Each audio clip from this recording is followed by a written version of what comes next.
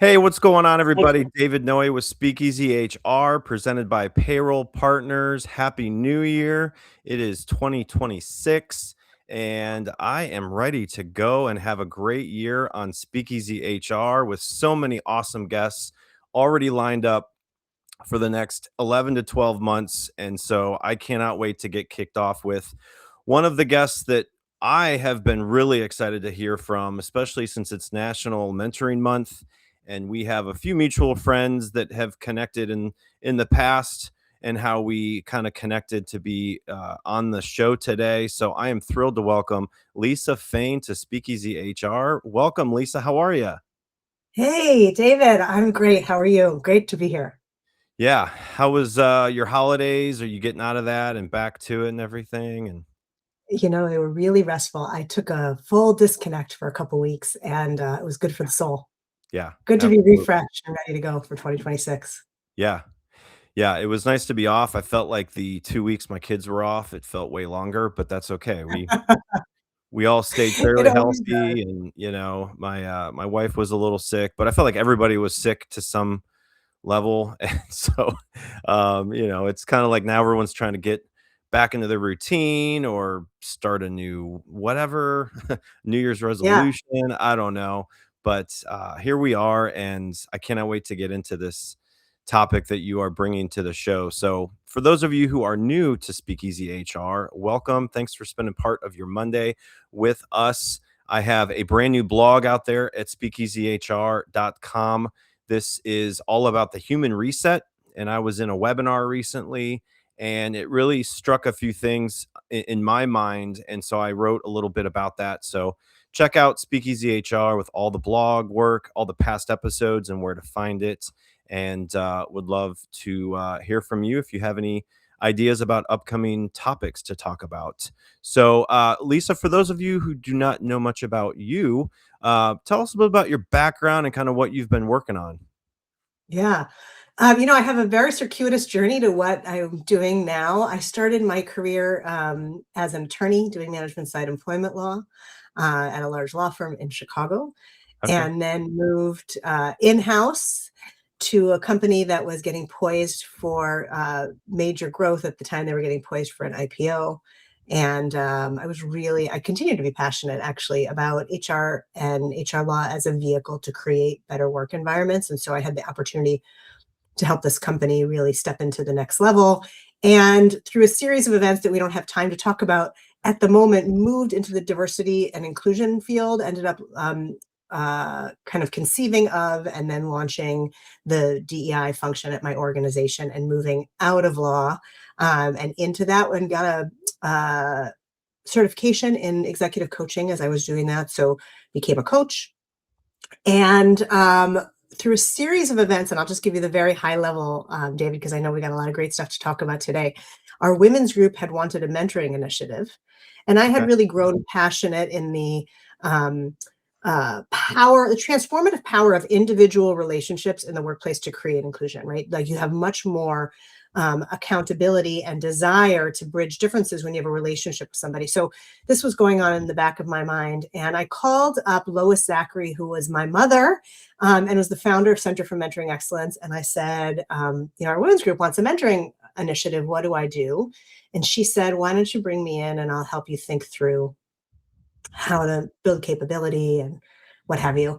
And through a series of after some hesitation, like I can't really hire my mommy, what am I going to tell my boss? Let's bring in my mom. We were able to work it out, and she's at the front of the room talking to our mentors and our mentees about the transformative power of mentoring. And I really had, I think, kind of a lowercase e epiphany that the work of mentorship in the workplace and my own passion for bridging differences and creating a more inclusive workplace had a real synergy. So I went part-time at my organization and part-time at Center for Mentoring Excellence, had a chance to work with my mom for several years, write a few books together, and ended up coming here to Center for Mentoring Excellence and started to lead the organization in 2018 after she retired. So we work with companies all around the world and help them create more inclusive cultures through mentoring. That's training, facilitation, keynote speaking, consultation, and really with the belief that you have to have a mentoring culture, a learning culture in order to make the most of these amazing benefits that mentoring can have in the workplace. Yeah. No, that's amazing, and it's so exciting and just so important in an organization. Doesn't matter what size business. And so Yeah. I cannot wait to learn from you and just everybody watching and listening as well. So, um, president of International Mentoring Association as well, right? And the Yeah. advisory board as well with the military mentors. So tell us a little bit about those organizations Yeah. and what you're doing with that.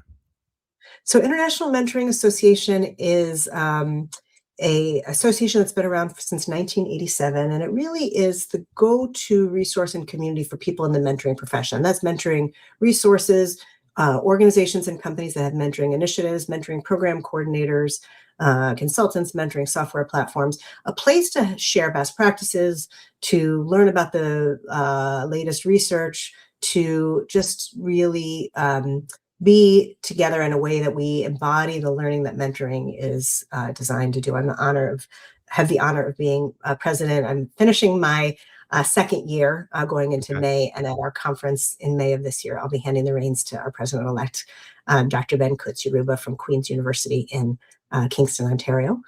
Okay. Great organization. And if you're looking, for those who are watching, if you're looking for mentoring resources, check out IMA's website. It's mentoringassociation.org.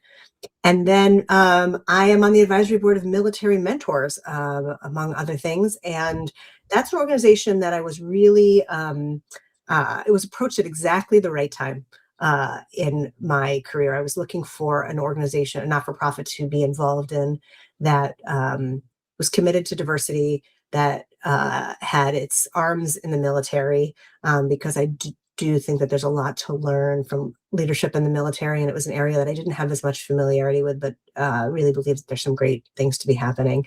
And one day I picked up the phone, and now treasured friend and colleague, Dr. Chevy Cook, who's one of the founders and military mentors, called to see if I would be on the board. And I said yes right away. And it's a wonderful organization that serves members of the military and their spouses and family members, and really helps them spark transformation and have great conversations through mentoring and leadership development. Wow. You are busy. That's great. Well, Yeah. there's a fun game I started when this podcast was created, and it's more of just a fun envelope icebreaker Okay. game. It's world famous in my mind, but for others who have never watched, maybe one day it will be even more popular. So this is 15 questions that are in one question in each envelope. So I'll give you a few seconds as we transition to think of a number between 1 and 15, and we're going to see what you pick here. Hold on one second.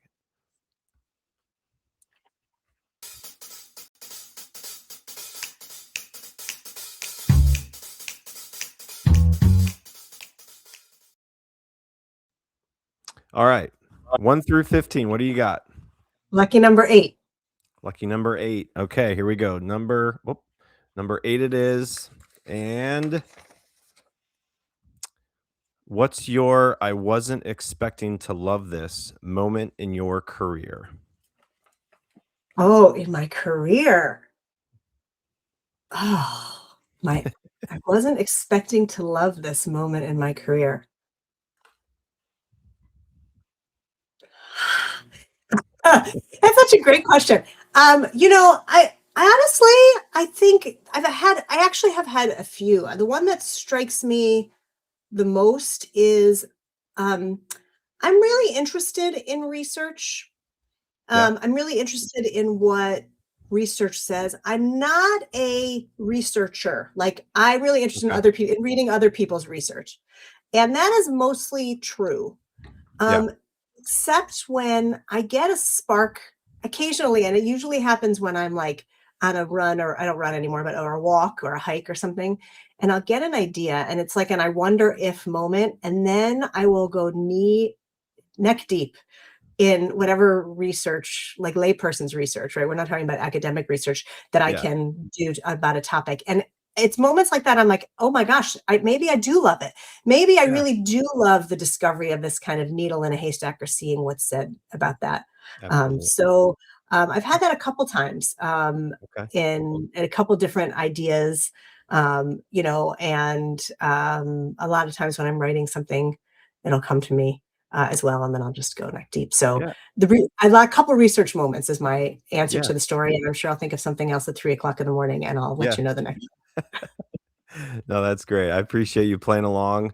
So, we're going to dive into your topic after just a couple of messages from our presenting sponsor, Payroll Partners. So, grab a drink and I will see you in about a minute. Finding a new employee takes time and money. For one position on a single job board, you could easily spend a minimum of $5 to $10 a day advertising a job post. It's worth noting that the average time it takes to hire a new employee is 36 days. However, it can take longer than that. You could find yourself paying hundreds of dollars a month for a single job board. And if you're using multiple job boards for multiple positions, this could add up to thousands of dollars a month.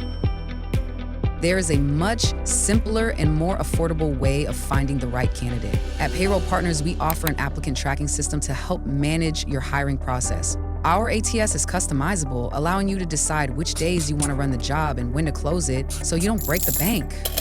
And this feature lets you e-blast your network, posting jobs on multiple boards at once, all managed in one location. Payroll Partners, elevating your payroll and HR experience.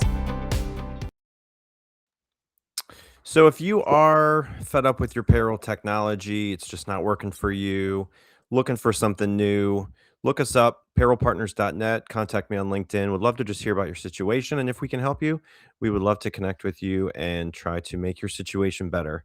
Because let's face it, you don't want to mess with someone's payroll, paycheck. They expect to get paid on time and right. So, all right. So, just like every other guest that I bring on Speakeasy HR, Lisa, we have connected over the last few months to really dive into what you are passionate about and what you want to bring to the show and share your knowledge and share your wealth. And we are um, live on LinkedIn and YouTube. So, if you are watching live, chime in, ask questions along the way. I have a lot of questions as we have gotten ready for this conversation. So to start out, Lisa, what you emphasize mentoring as a core driver of growth. So how does mentoring help co-create career development between an organization and an employee? Yeah. So, several different ways. First of all, you want mentoring. Mentoring isn't a vehicle in excuse me, isn't an end in itself. Mentoring is a vehicle to other things, right?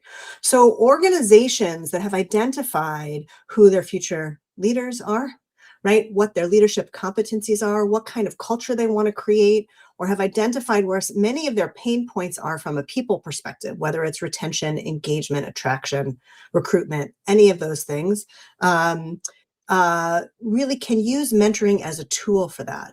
But ultimately, mentoring is about learning. I like to say a term that my mother, Lois Zachary, coined, which is that learning is the purpose, the process, and the product of mentoring. I'll say it one more time so folks can capture it, right? Learning is the purpose, the process, and the product of mentoring. So, in addition to achieving all of those things organizationally, all those organizational ends, also mentoring is a vehicle for individual and personal learning. So, when it is integrated with an overall talent strategy, an overall learning strategy, and when space is made for it in the organization, and when an individual takes agency over their learning, mentoring is this really beautiful place where you can explore all of these things, all of the structure, and really use it as a way to lead to growth. One of the things that I think is so beautiful about mentoring is, you know, I often refer to something called the pie model, which is, have you heard of this, David, the pie model of No, success? Okay, no. so imagine I'm going to use you as my guinea pig here to give me Okay. what your rough answer is. Imagine that there are three elements to career success: performance, how well you do your job, that's the P, Okay. right? Image is how well you're viewed in your industry and organization, and exposure is exposure to people, resources, and opportunities. And imagine that P plus I plus E equals 100%. So you'll have 100% career success if you got performance, image, and exposure. What percentage of career success do you think that performance is? If you were to guess. It's gotta be it's gotta be high. It's gotta be 75. Am I way Yeah. wrong? Well, I hope you have like armrests on your chair and you can hold on to them when I tell you this, that it's actually 10% Yep. of career success. So it's not that it's not important. It's actually a really critical 10% because you don't get the other 90% unless you do a good job. But I know, like, I can remember when I was young or early in my career anyway, and I would ask people, like, what do I need to do to experience success? And they would say things like, just be so good that people can't ignore you. So I would just put my nose down, work my rear off, and hope that people would come a knocking. And the truth is that that that's not the way to career success. In fact, exposure to people, resources, and opportunities is 60%. So for those who are not high on math, that means image is 30%, right? And the Mm. beauty of mentoring is that it allows you to focus on the I and the E, the other 90%. You've got your manager or your supervisor who can help with performance. And it's not Yeah. that you can't have conversations about how to do the job in mentoring relationships. It's just that it's a missed opportunity if you only stop there and you don't explore who do you need to know? What do you need to know about? Where do you need to be spending your time? And that's really the beauty of mentoring and how it leads to individual career growth. I love how you broke that down. I started taking notes, so I'm gonna have to watch this again. So, what's the biggest mistake organizations make when they launch mentoring programs, and how can they fix it? Yeah, I know you asked me for the biggest. I'm going to give you the biggest two. Hope that's okay. Perfect. Okay. So the first is what I call pair and pray, which is just pairing people and praying that it succeeds without thinking about what sort of ongoing support do we need to have? Do we have leadership buy-in? Do we have managers um, um, making time, allowing time in the schedules, right? Or if you've got a mentoring conversation on your calendar and it's always being scheduled over for a team meeting, that's not really a commitment, supportive mentoring, is it? So you have to do more than just pair and pray. You have to have the culture to support it, and you have to have ongoing support for the mentoring pairs, an avenue for feedback, right? A way to provide resources for learning, building mentor and mentee capacity and capability through training, those kind of things. So that's mistake number one, is just pair and pray. And mistake number two is having a mentoring initiative for the sake of a mentoring initiative, right? As I mentioned at the beginning, mentoring is a vehicle to other things. It's not an end in itself. So as an organization, why are you committing to mentoring? And how does it fit into your learning and development strategy? How does it fit into your business priorities? How are your leaders talking and thinking about and prioritizing it? And you can see by those two examples, David, that it's really about creating a foundation where learning can grow, and that supports and encourages and keeps people accountable to ongoing learning. Love it. So we are live with Lisa Fain, CEO of Center for Mentoring Excellence. We are live on LinkedIn and YouTube. So for those of you watching live, thanks for spending part of your day with us and diving into this conversation about mentorship. And it's National Mentorship Month. So I feel like as everyone is starting their year and New Year's resolutions and everything, it's also about looking at mentoring and how that applies to your situation and how it can apply to the organization that you work with. So, Lisa, how can employees take ownership of their career growth while also inviting organizational support when it comes to mentorship? Yeah, I had seen that question that you sent me ahead of time. And in the last, 10 minutes, I've been noodling on a different answer because right before we went live, you told me something about yourself, David, that I think really exemplifies this. So I'm going to use you as my exemplar here, Okay. which is it's a perfect example of individual agency and organizational support. And in your case, it's not about mentorship, it's about launching a podcast or doing something else that's about learning. But Right. what you told me is you wanted to start a podcast. I think I got it right. You can correct me if I got it wrong. You wanted to start a podcast and you had a lot of interest in it. And you approached your organization and you said, will you support me? Yep. And they said yes. And as we know, they're the sponsor of the podcast, but it's also about creating time in your day for it, recognizing that this is a way for you to learn and to grow in and of yourself, and to learn to be mentored, if you will, by some of these conversations, these mentoring moments as well. So it's a perfect example of you taking individual agency, your organization providing the container, the framework for support, and allowing, and the other thing that you told me is that many of these conversations help the way that you do the other part of your job, and it benefits back to the organization. So it's a beautiful example. I don't know if you intended it to be as we were having this very last minute conversation, but it's a perfect example of what I like to talk about, of this dual responsibility of an organization setting the framework and an individual taking agency. Nobody said to you, you should start a podcast. You had a feeling that this is a way that you could grow and get engaged, and have something that was rewarding for you and that you learned from. And so you took the initiative to do that. So well done, you. Thank you. Thank you very much. I haven't pulled this out yet. So this is my mini air horn. It's, Okay. it's a lot of fun, and I forget about it because it was stuck underneath a little piece of equipment. So yes, that was very accurate in what you just explained. So thank you. Awesome. No, that's great.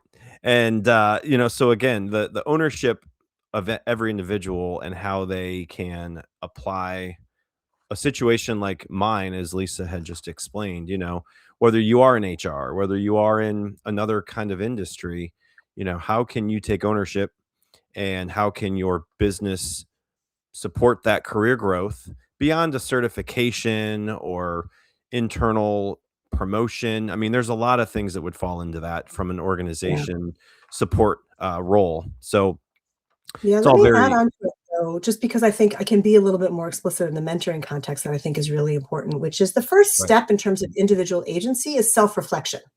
Right. You had to have that inkling, that whisper, that knowing that this is something that you wanted, and an understanding of why. And I'm assuming that your employer needed some justification that this was something that was important. It wasn't just you know, Right.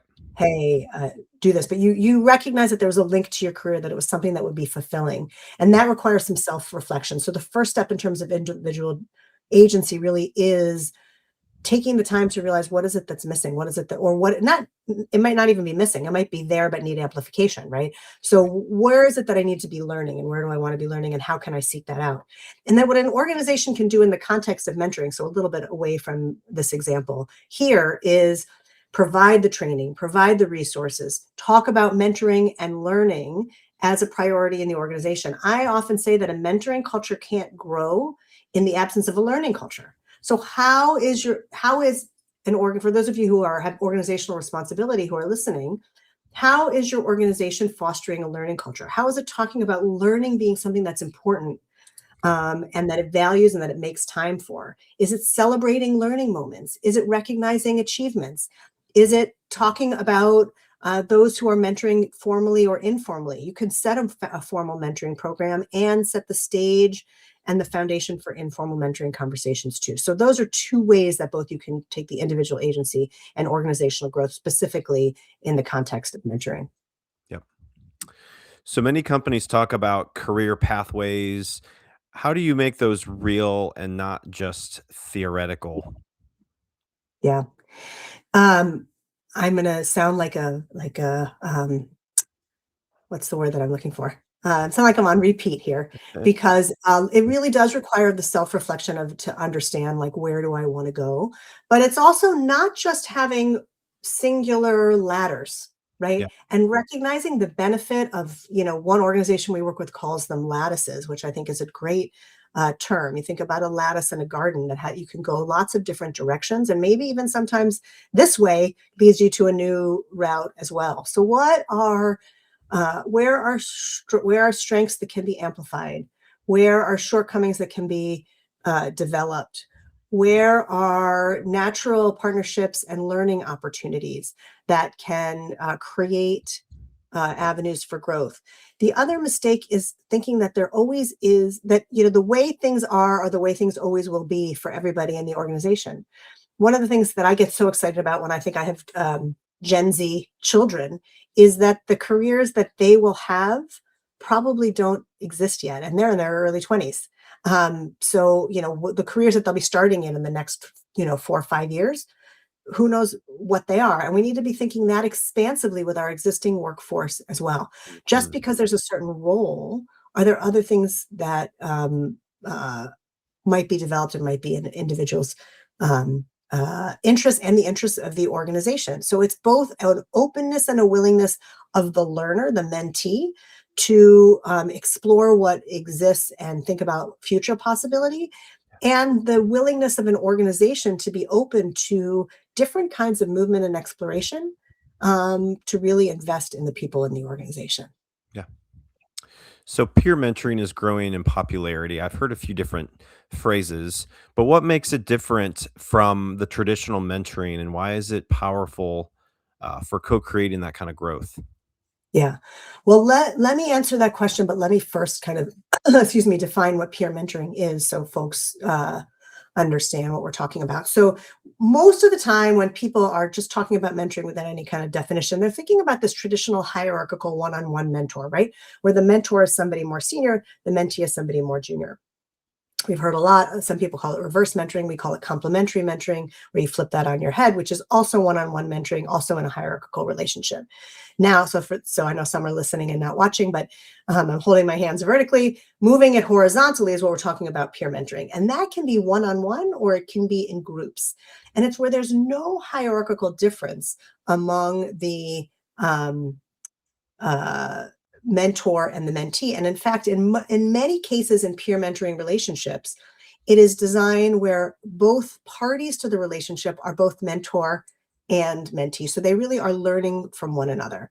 It's different than like a great lunch conversation, right? It's different than, a post work happy hour at the local speakeasy. See what I did there, I like right? that. Yeah, but instead it's an intentional learning conversation. Some people call these masterminds, that kind of thing. And sometimes they're topical, and they're always developmental, and they still have structure. The mistake that people make is they just keep it loosey goosey, and that it's not really focused on the learning.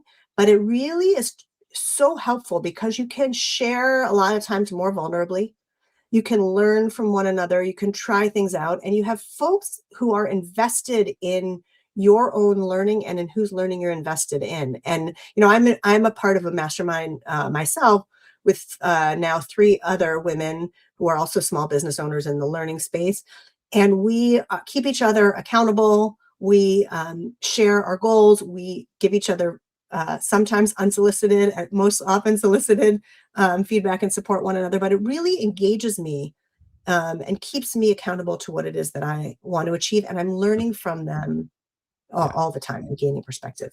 Yeah. So, in some of the statistics and data that I have found, Lisa, one of them was from Gardner, and they had found that 46% of employees are satisfied with their career development.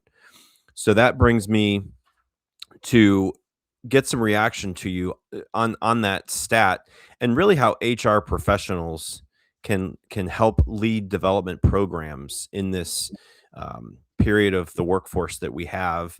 So as you hear that stat, under 50% are satisfied with their career development. What's one practical step that HR professionals can take this year to really deepen the career growth partnerships? Yeah. I think the days of the peanut butter approach are over, right? The peanut butter approach being like, spreading something evenly that we think is going to be a one size fits all solution. And so if you're asking me about one practical step that can be taken, I think the first step is to ask and to learn what are the needs of the folks. Well, I would say two things. You want to find out the needs and the ways that the people are learning, and the what the appetite for learning and convening are, and really being intentional about what are the learning and development opportunities and needs of the business, and then determining what it matches in those opportunities, right? Too often it happens in isolation. And it's like, here's what we're offering. I do think, I mean, one of the things I mentioned Gen Z before, I'm solidly an Xer, and but I think that there's a lot of difference, like really a difference that makes a difference in the way that millennials and Gen Z, and who knows about Gen Alpha that's coming up behind them, are committed to and desirous of learning in their careers. I think it's actually a great thing. I really do. I think the appetite to learn and to develop, um, and to grow and to have possibility available, is super exciting. And it is the challenge of the moment for learning and development professionals, especially senior learning and development professionals who are my generation or above. So to understand, to embrace technology, AI, learning needs and styles, and to really give a voice to and honoring of that desire, is the task, I think, of the moment. Yeah, absolutely. And going back to when we had started talking before we came on and how we got connected, so the few people that we do know, one is a recent guest, Pete Schramm, who was on episode 50, and he talks all about having a boardroom of advisors with mentorship. Yeah. And then Bev, who was actually the one that connected us.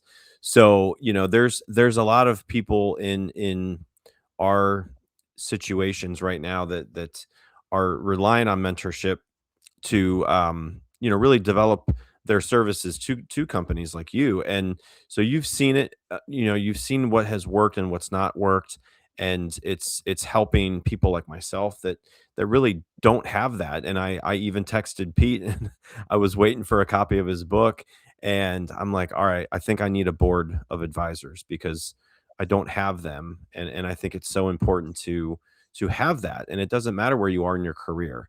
um, Yeah. so really leaning in on mentorship and how it applies to your situation in 2026, I think is going to be so valuable to everybody.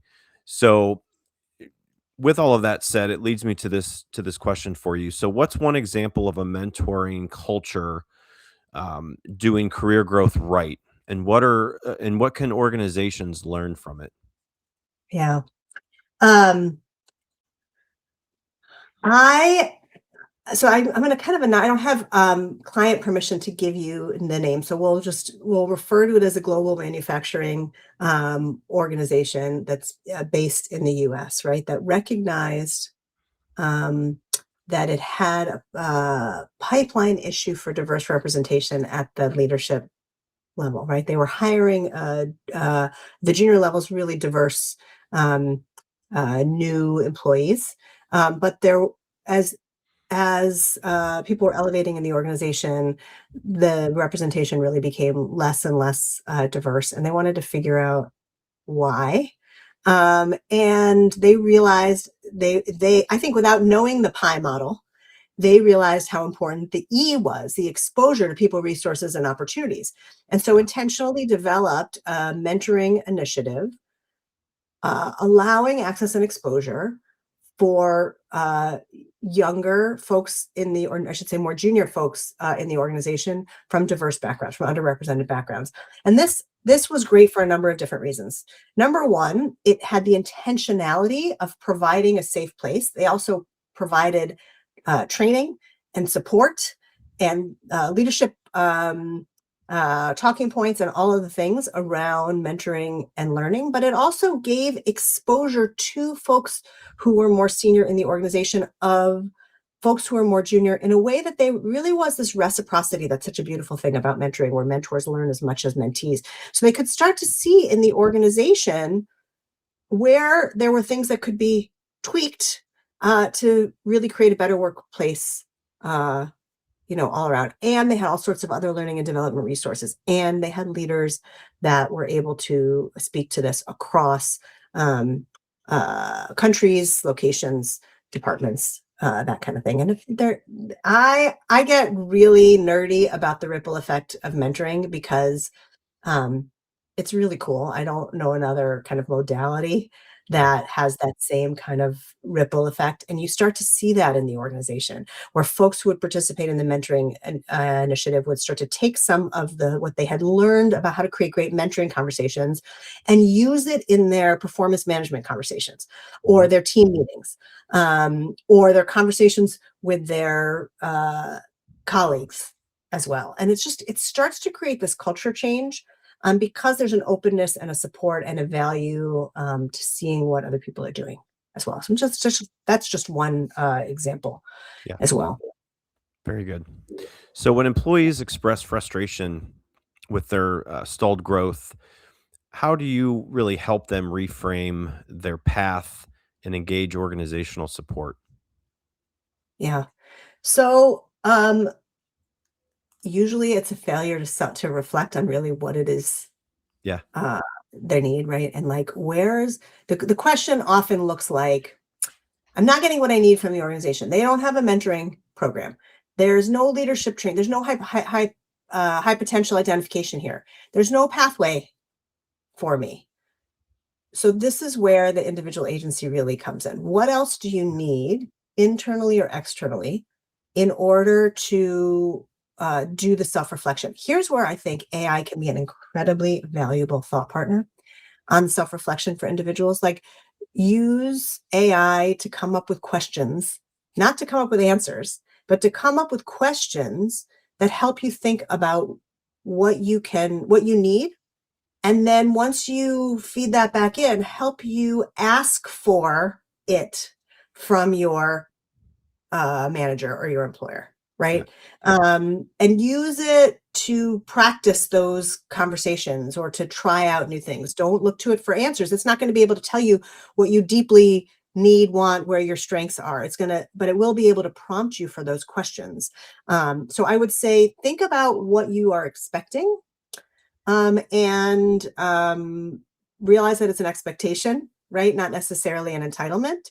Yeah. And then identify where your need is in that and ask for something that meets that need. And if your employer's not going to get it, you can seek it elsewhere for free, right? There's associations. Oh, I mean, we know from our own connection, David, that LinkedIn is a really powerful tool for for learning about what other people are doing and creating those connections and those conversations.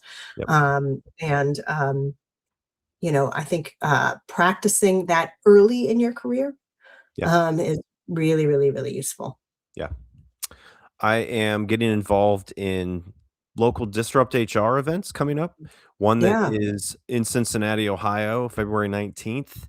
It will be our ninth year of having a Disrupt HR in Cincinnati, where it was founded.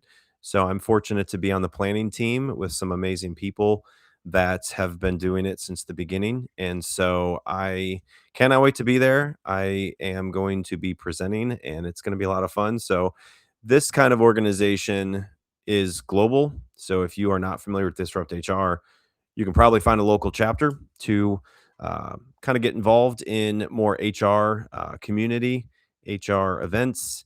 So just wanted to bring that up because some of your mentor focus may be people in HR. If you are in HR, somebody that you look to as potentially someone that is a little bit farther along in their career.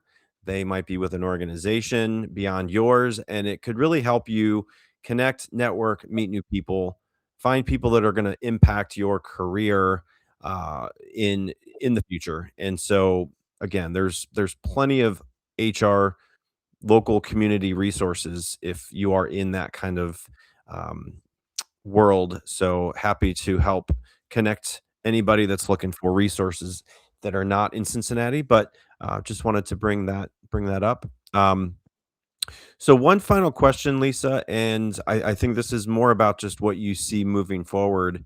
And so looking ahead, how will mentoring and shared development redefine the employee experience? Yeah.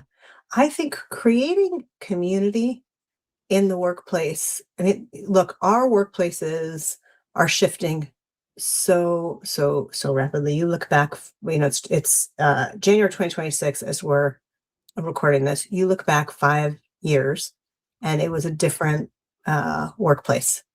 And we are just really catching up. And though we've had now hybrid work for quite a bit of time, we're still catching up from the HR side as to how we accommodate that, and how we accommodate and think in addition to the generational shifts in the economy, the rise of AI, all these things. So mentoring is really going to play a huge role into how do we make sense of this?